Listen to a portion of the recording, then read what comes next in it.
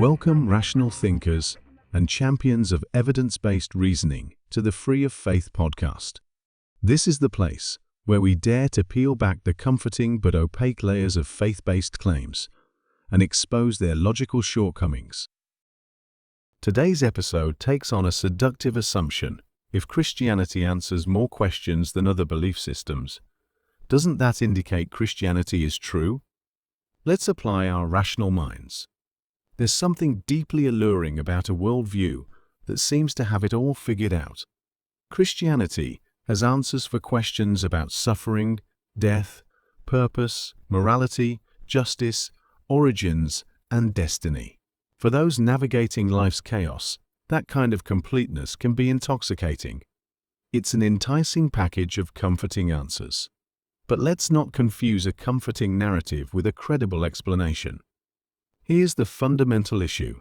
Christianity doesn't just provide answers. It provides answers that are unfalsifiable.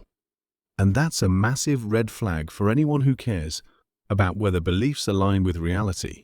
Unlike science, which subjects every claim to scrutiny, testing, and revision, Christianity enjoys the luxury of never having to prove its claims true or risk being proven false.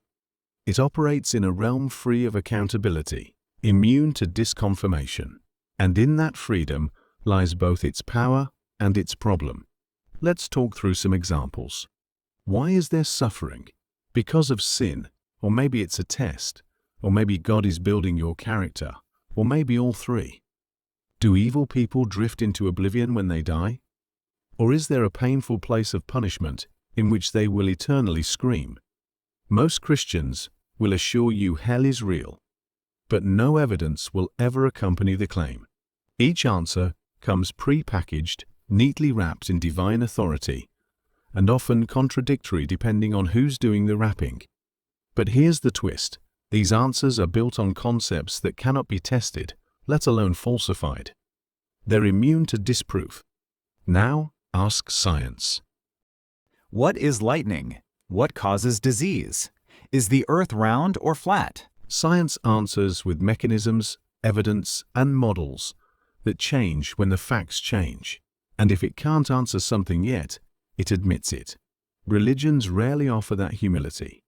When Christianity lacks an answer, it doesn't say, "We don't know." Instead, we hear, "God works in mysterious ways." That's not an answer. That's a conversation stopper. Religion thrives where minds value faith. Faith allows for the comfort of narrative without the burden of verification. Consider this analogy. Imagine a community claims that an invisible being built a bridge overnight. No one saw it happen. There are no tools, no footprints, not even a visible bridge. Just the story. Try to investigate, and you're told that it's an insult to the builder's mystery. That's the theological move. Make a confident claim, shift the claim into a zone beyond scrutiny, then declare it sacred. To conceptualize this, imagine 3 buckets. One is labeled verified and testable. This includes atoms, bears, DNA, and galaxies, stuff we can poke, prod, measure, and understand.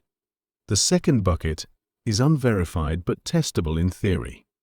Things like Bigfoot, alien life, or the Loch Ness Monster. We haven't found them yet, but we know what it would look like if we did.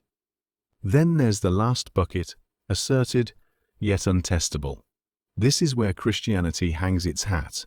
Gods, demons, angels, afterlives, divine justice, and sin as a cosmic condition. These claims can never be verified because they've been defined so that they can't be. And once you realize this, you see how religions win by default. They define themselves out of reach of rebuttal. But does that make them true? Not at all. It just makes them persistent. Now, let's hear from the other side. What might a theologian say? They might argue, Science is only good at explaining the physical. Religion handles the spiritual. Sounds tidy, but here's the problem. Many religious claims are about the physical world, miracles, healing, answered prayers, floods, resurrection, divine intervention. These are not metaphorical. They are meant to have happened. And if they happen in the world, they should leave evidence. Yet they never do. Here's another objection.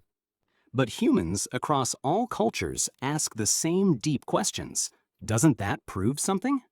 Yes, it proves that humans seek meaning. It proves we're storytellers. But the fact that we all ask the same questions doesn't mean any particular answer is true. Every culture has myths, legends, and doctrines that differ wildly. The need for answers is universal, but the answers themselves, these are emotional and cultural.